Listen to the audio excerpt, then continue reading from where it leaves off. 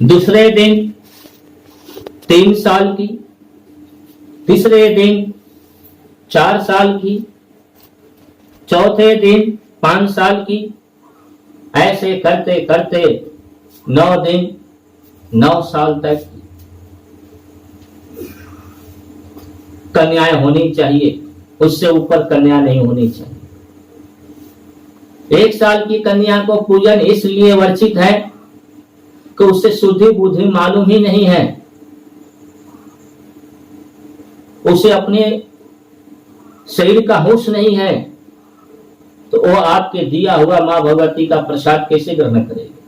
बोलिए श्रीमद् देवी भागवत पुराण की जय।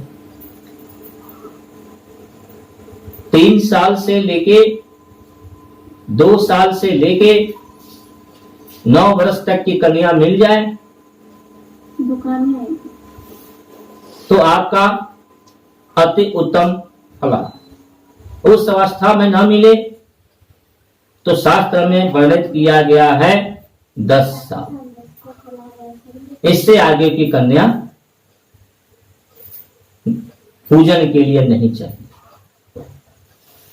अब लोग क्या करते हैं कि 9वीं के दिन इकट्ठे ही कन्याओं को भोजन करा देते। बोलिए श्रीमद् देवी भागवत पुराण की जय। इतना करने के बाद 9 दिन तक पाठ विधि विधान चलता है। उस समय स्वयं मां भगवती का ही ध्यान लगा, अन्य बातें छोड़ दें। 9 दिन तक घर में खर्ची है कि नहीं, घर की स्थिति खराब है या ठीक है, सारी स्थिति को छोड़ देना होगा। लौ और ध्यान मां भगवती को लगाना। श्रीमद् देवी भागवत पुराण शास्त्र कहता है अगर मां भगवती के शरण में आप चले गए, मां भगवती को जय जयकार कह दिया, हिंदी में ही कह दिया जय माता जी, तो समझिए आपके कुल का सर्वोत्तम परी सब कुछ सही हो गया और सभी सुखों के भोग करके अंत में परम धाम को चला गया। सभी कहते हैं एक समय आता है तो वो नाम लेते हैं, वो कौन सा समय है बता सकते हैं? बाकी समय नहीं लेते। वो समय 2 प्रकार से आता है। अच्छा खासा कहीं गिर गए, चोट लग गया, तो सबसे पहले मां की याद आता है। दूसरा, जगत के अपकृति में अच्छा खासा मार खा गया तो उस समय मां की याद आती है। तीसरा समय तो कभी मां की याद किया ही नहीं।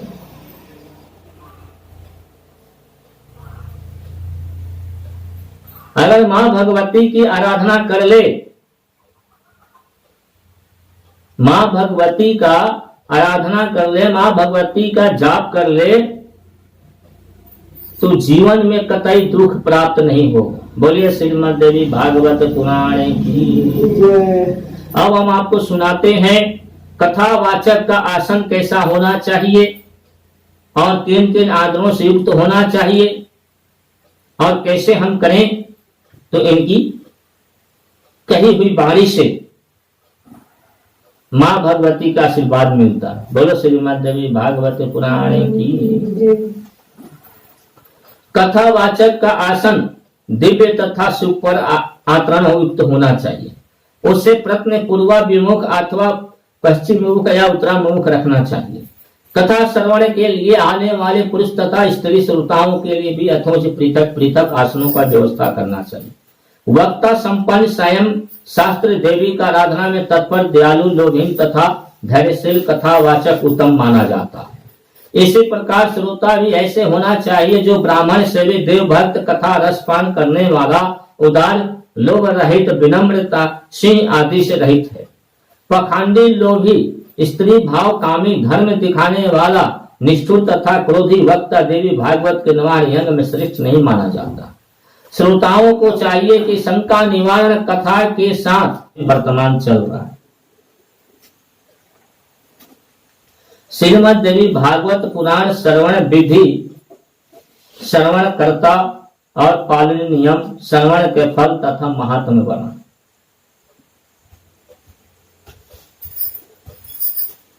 श्रीमद् देवी भागवत पुराण में 4 नवरात्र बताया गया है। एक अश्वनी, सर्दीय नवरात्र, बसंत ऋतु नवरात्र और चैत्र नवरात्र।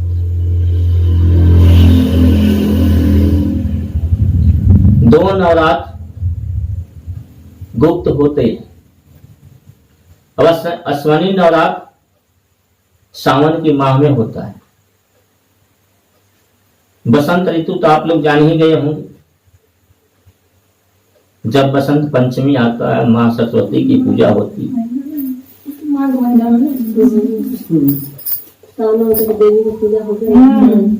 और चैत्र नवरात्र, ये 4 नवरात्र होते हैं। भाई बरसात वाला भी तो मनाते हैं सावन। ये चारों नवरात्र को करना चाहिए जैसे शरद नवरात्र के विधि विधान से करते, उसी प्रकार से चारों नवरात्र को इसी विधि विधान से करना चाहिए। लेकिन लोग नहीं करते। अपने अपने कुल के अनुसार, अपने अपने धर्म के अनुसार उस नियम से क्या करते, अश्वनी में एक ही दिन क्या करते हैं, 7वीं 8वीं या 9वीं जो पड़ता है, रात को रात जागा करते हैं, सुबह बनाते हैं, अपने कुल देवी देवता को चढ़ाते हैं, फिर अपने परिवार को खिलाते हैं, कहानी खत्म। न तो कोई कलश, न तो कोई विधान, न तो कोई पुरोहित। सिर्फ धारणा ये कर लिए कि हमारे पिता ने एक कुल का देवता बैठा लिया, चाहे मनुष्य देव बैठावे, चाहे देवी बैठावे, उसी को धारणा को लेके हम चले। हमारे आने वाले वंशज भी चले आ रहे हैं, आगे में चलते जा रहा। सभी के कुल का अलग अलग वंशज, अलग अलग देवताएं भी होते हैं, जो जिसको मान ले श्रद्धा से। किसी किसी देखता हूं कि काली जी को भी लोग मान ले, इष्ट देवी मान के चलते हैं। कितने लोग हैं दुर्गा की इष्ट मान के चलते हैं, कितना लोग हैं ठाकुर की इष्ट मान के चलते हैं, कितना लोग हैं कि ब्रज बिहारी को इष्ट मान के चलते हैं, कितना लोग हैं कि अवध के मान के चलते हैं, कितना लोग हैं सूर्य को मान के चलते हैं। लेकिन इस श्रीमद् देवी भागवत पुराण की विधि विधान शाश्वत नौ दुर्गा देवी का पाठ कैसे करना चाहिए। जब शरद नवरात्र आए तो ब्राह्मण को बुला करके समय और मुहूर्त विचरण करवा लेना चाहिए। उसी मुहूर्त में कलश की स्थापना करना चाहिए। जिस प्रकार से आप लोग अपने पुत्र और पुत्री के विवाह के लिए सामग्री इकट्ठा करते हैं, उस तरह से इस पूजन की समस्त सामग्री इकट्ठा करें। इसके बाद जब आप उपवास रहते हैं तो प्रातःकाल उठते हैं तो क्या करना चाहिए। प्रातःकाल उठ करके स्नान ध्यान करके, लेकिन लोग ऐसा करते नहीं। क्यों? उनके जिम्मे इतनी बड़ी जिम्मेदारी है बाल गोपाल को देखना, सारे परिवार को देखना। वास्तविकता जो भी कार्य करना चाहिए, लोग बताते हैं कि स्नान करने से पहले फूल तोड़ लो, भगवान के लिए प्रसाद ले आ लो, सारे सामग्री इकट्ठा कर लो, जहां भगवान की पूजा करनी है वहां बिल्कुल सफाई कर लो, लिपाई कर दो। इसके बाद मैं नहा के बैठूंगा पूजा।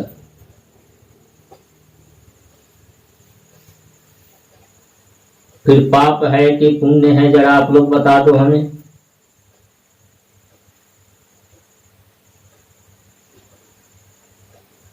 क्या बताएगा, वही तो पाप ना होगा। स्नान करना काम करना तो पाप है। स्नान करके ही बुरा काम करना चाहिए भगवान का, देवी का। रामचरित मानस में एक प्रसंग है,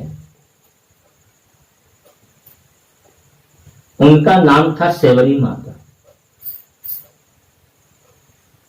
वो जंगल में रहती थी, बहुत बड़ी तपस्वी थी। उनका प्रतिदिन का नियम था उठ करके कर्म क्रिया करके स्नान ध्यान करके सारे फूल तोड़ के ले आते थे। उनके मन में विश्वास था कि मेरी कुटिया में एक दिन राम जी आए। उनके मन में क्या विश्वास था?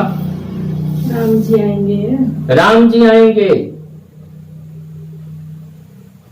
वो क्या करती थी, अपने दरवाजे से लेकर के और वहां तक जहां तक रोड था वहां तक पूरे फूल सजा देती थी, क्या इसी पे हमारे प्रभु आएंगे चल के, इनको कर्ण न लग जाए। और वो क्या करती थी, इतना करने के बाद, पूजन करने के बाद आराम से जाती थी, उनके लिए थाली लगा के ले आती थी। अब वो क्या करती थी, बैल के पेड़ के सामने जाती थी और बैल तोड़ती थी और पहले चखती थी। क्या करते थे, वो चखते थे कौन खट्टा है कौन मीठा है। जो मीठा होता था वो चख करके आधे रख लेते थे, खट्टा तो फेंकते थे। और उसकी आत्मविश्वास एक दिन पूर्ण हुआ और श्री राम प्रभु पहुंचे। वही लक्ष्मण बैल को नहीं खाए, लेकिन श्री राम प्रभु ने ऐसे खा रहे थे, ऐसे खा रहे मानो कई हजार वर्षों से भूखे। बोलो श्रीमद् देवी भागवत पुराण की। वो तपस्वी स्नान ध्यान करके चली सारा कार्य करती, लेकिन हमारा लोकाचारी समाज जो है, लोकाचारी विडंबना पड़ा हुआ है। अगर आपने स्नान करके फूल तोड़ा, फूल छुआ गया, हमारे ऊपर चढ़े गया, मैं भगवान को कैसे चढ़ाऊं? इस मानसिकता को दूर कौन करे?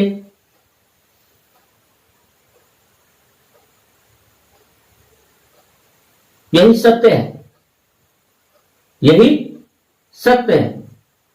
जब शास्त्र के ज्ञान से हम चलेंगे, शास्त्र के विधि विधान से हम चलेंगे, अच्छे पुरोहित को बुला करके शरद नवरात्र को पूजन करवाएंगे,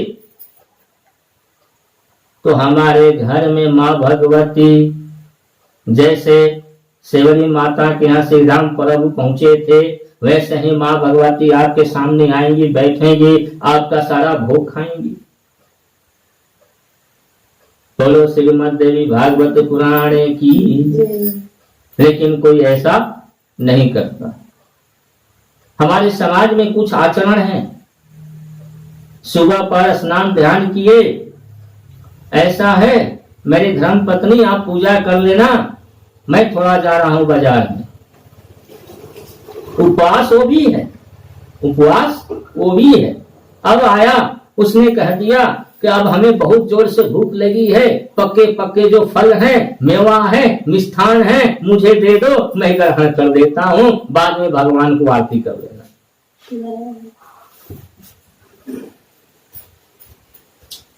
पत्नी है, शास्त्र में लिखा है पति परमेश्वर है, उसे सेवा करना जरूरी है। वो अपनी धर्म निभा रही है, अपना कर्म कर रही है, उसी प्रकार स्वामी को भी चाहिए अपना धर्म और कर्म निभा। नवरात्र विधि की तरफ चलते हैं। श्रीमद् देवी भागवत पुराण में विधान बताया गया है कि आप हस्त, स्वनि, मूल, पुष्प, रोहिणी, अनुराधा, मृग राशि तथा श्रवण नक्षत्र, पुष्य तिथि का शुभ दिनों में श्रीमद् देवी भागवत पुराण कराना चाहिए। अन्य मास में भी पुराण कराना चाहिए।